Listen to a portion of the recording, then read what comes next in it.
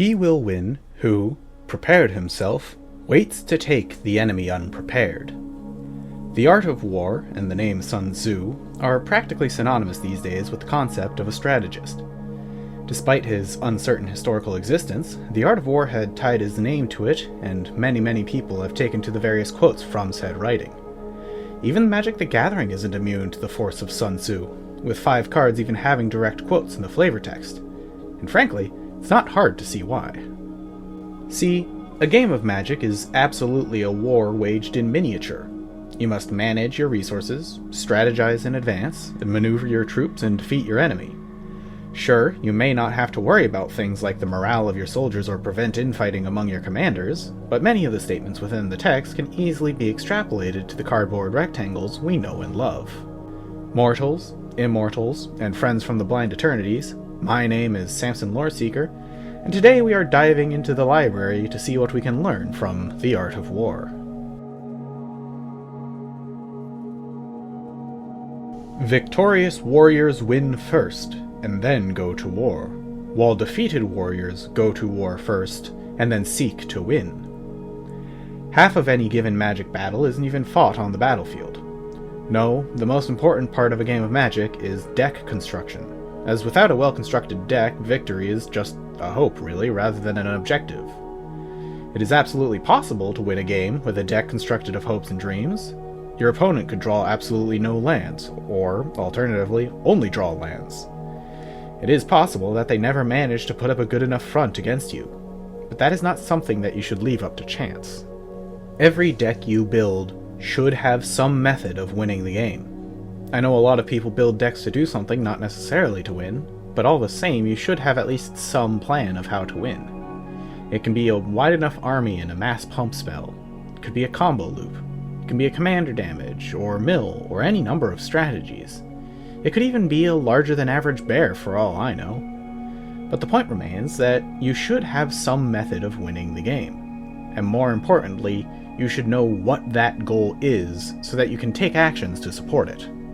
The other side of this coin is that your opponents also want to win, and hopefully faster than you can. So if you want to win, you need to include ways to ensure that the victory is yours rather than your opponent.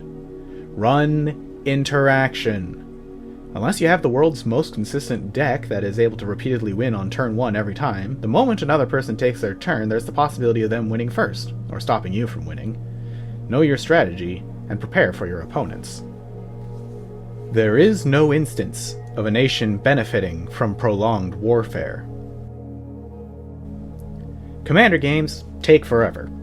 That's pretty commonly accepted truth about the format, but some people seem determined to push that to the extreme and make the games take as long as possible. I'm not saying stacks or control players, at least not if they know what they're doing.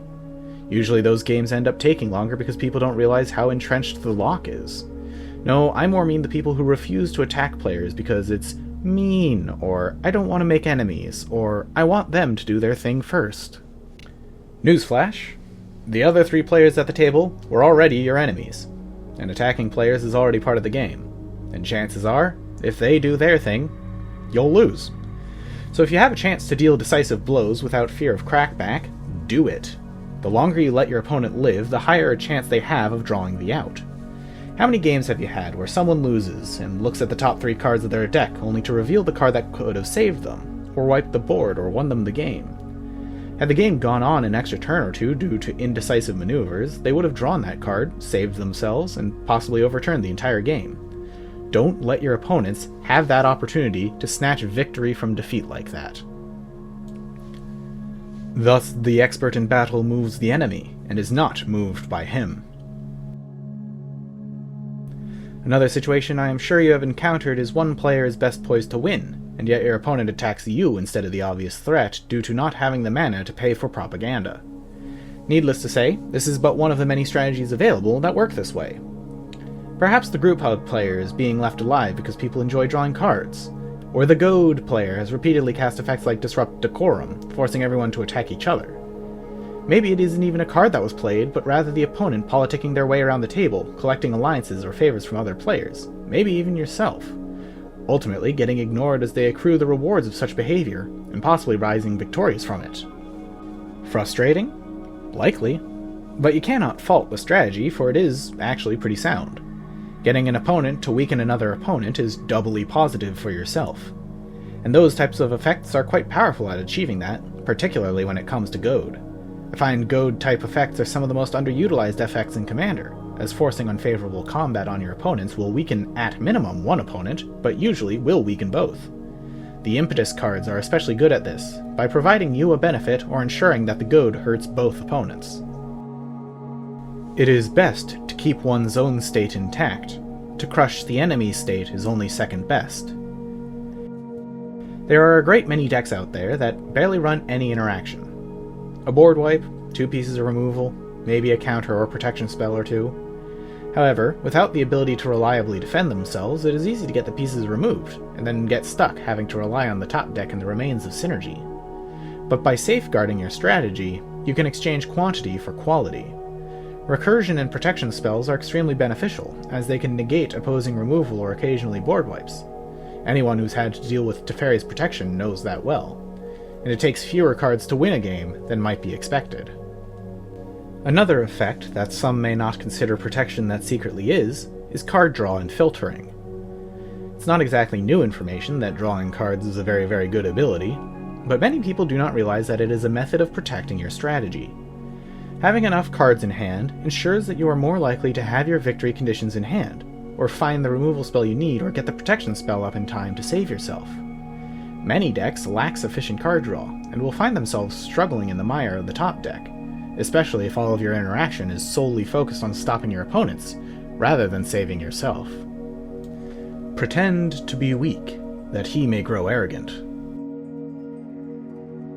Now, I do not advocate for misconstruing your board state. I personally hold honesty to pretty high importance, so I'm not saying to go back on your word or hide your creatures under your lands or anything like that.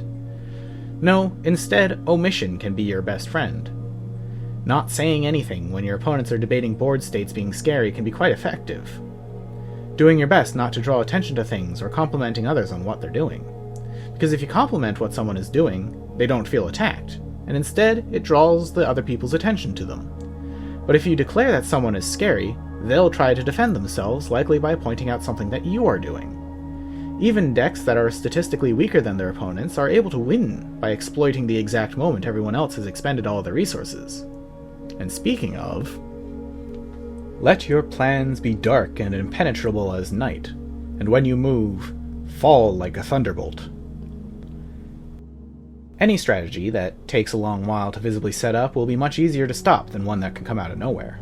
I discussed this a bit more in my video about slow rolling.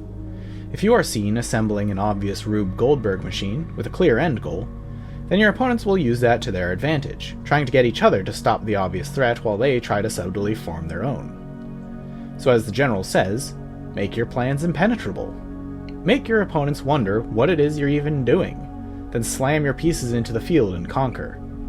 Try not to enjoy the advantage for too long, as any extra card your opponents draw is another card that can possibly break your victory.